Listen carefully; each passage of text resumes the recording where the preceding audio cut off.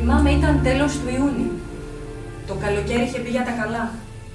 Ανέβαινα την Ερμού, με το πουκάμισο να κολλάει επάνω μου και την ανάσα να βγαίνει με θόρυβο από το στήθος, φορτωμένος τσάντες και πακέτα. Προσπαθούσα να μαζέψω τα απαραίτητα ψώνια για το γάμο, την τελευταία στιγμή, μια ζωή αναβλητικός.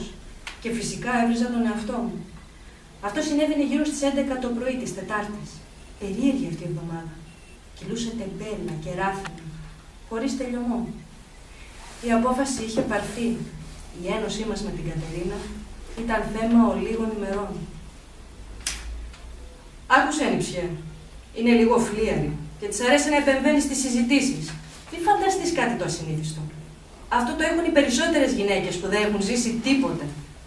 Γιατί αυτές που έχουν ζήσει τη ζωούλα τους δεν έχουν να πούν πολλά. Κατά τα άλλα είναι χρυσό κορίτσι και έχει ένα διόροφο στην Ηλιούπολη. Σε έναν επιστήμονα σαν εσένα, με μια καλή δουλειά αρμόζει μια καλή κοπέλα. Με ανάλογα προσόντα. Αυτά και άλλα πολλά μου έλεγε ο Θεοστάκης για την Κατερίνα και εκείνος που είχε πάρα πολλά χρόνια να με πει ανιψιό.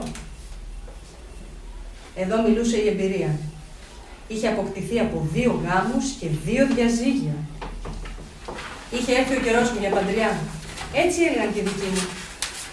Είχαν επιστρατεύσει τους πάντες για να με πείσουν να κάνω το απονενοημένο διάβημα.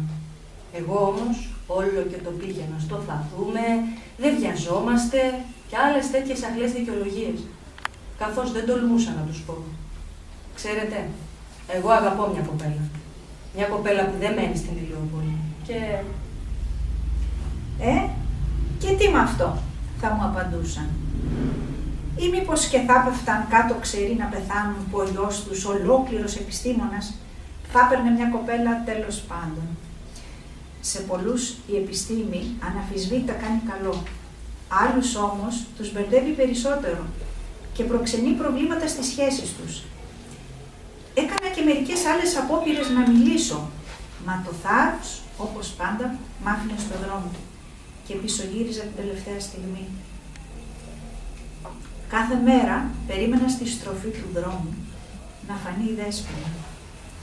Αφού γκραζόμουν το γνώριμο θόρυβο των βημάτων της και το θρώισμα της φούστας της, που μου φαινόταν τόσο χαριτωμένο. Το βλέμμα μου γέμισε από την τρυφερή παρουσία της και το ταμπούρλο της καρδιάς μου ακουγόταν μέτρα μακριά. Μιλούσα ανεπιτίδευτα, χωρίς δισταγμό, χωρίς να θέλει να κάνει εντύπωση. Οι τρόποι της χαριτωμένοι με έκαναν να τη θαυμάζω και ταυτόχρονα μου μετέδιδε μία θετικότητα. 2 λαμπερά μάτια με κοίταζαν με τόση καθαρότητα και αγάπη που ζέσταναν την καρδιά μου και γέμιζαν τη ζωή μου. Ναι, την ήθελα για όλα αυτά και μέσα από το ξάφνιασμα του μικρού αγοριού με το βέλος ένιωθα ότι μαζί της συνδεόμουν με κάτι μυστικό, που το γνωρίζεις μόνο όταν συναντήσεις αυτόν τον άλλον. Κοντά της μπορούσα να απολαμβάνω το ηλιοβασίλεμα, να χάνομαι στην αγκαλιά της και όλα μέσα μου έπαιρναν ζωή. Και αυτή το ανταπέδιδε με όλη τη φλόγα και τη δύναμη του πρώτου σκυρτήματος. Εγώ όμως, ο κοινός άνθρωπος, μέσα σε ένα αγωνιώδες δίλημμα, αποφάσισα, τρομοκρατημένος από τις σκέψεις μου και με μια παθιασμένη λαχτάρα, η αλλαγή της ζωής μου να έρθει χωρίς καθυστέρηση. Άκουγα τον εαυτό μου να μου λέει ότι έχω μπλέξει σε μια παλιοκατάσταση και πρέπει να βρω τρόπο να σε μπλέξω.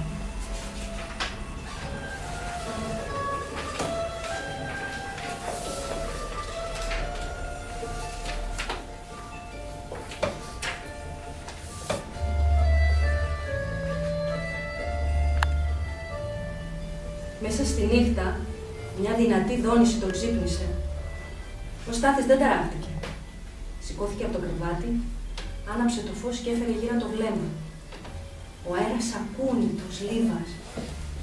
Η γη κοιμάται ανήσυχα. Παραμιλά στον ύπνο, τη σκέφτηκε και έτρεψε τα μάτια του. Η νύχτα φεγκοβόλα έλαβε μέσα στην πελούδινη σκοτεινιά της. Αφού γκράστηκε για άλλη μια φορά τα σπλάχνα της γης που σκυρτούσαν ανήσυχα.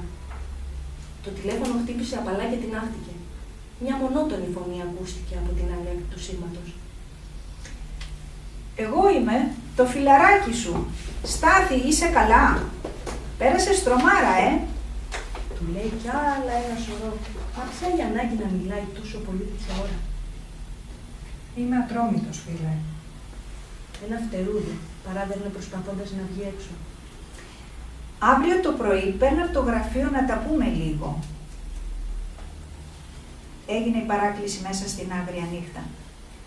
Ο φίλος που τον είχε έγνοια, που τον ξυπνά μέσα στη νύχτα για να ρωτήσει πώς είναι και να τον καλέσει για καφέ.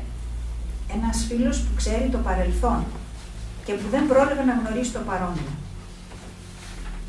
Ο Στάθης αφουγκράστηκε κάποιο θόρυβο απ' έξω και μια μυρουδιά από θύμησες τράβηξε την προσοχή του.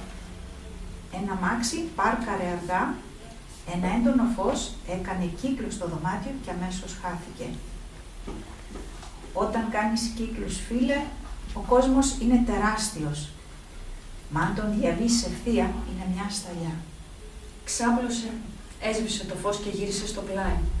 Η κουρτίνα κουνήθηκε ελαφρά και φωνές γυναικών ακούστηκαν. Πώς βρέθηκαν εδώ αυτές οι παρδαλές τσιπιάνες? Έρχονταν κατά πάνω του και ήταν σαν να γνώριζαν γραμμή τα μυστικά του.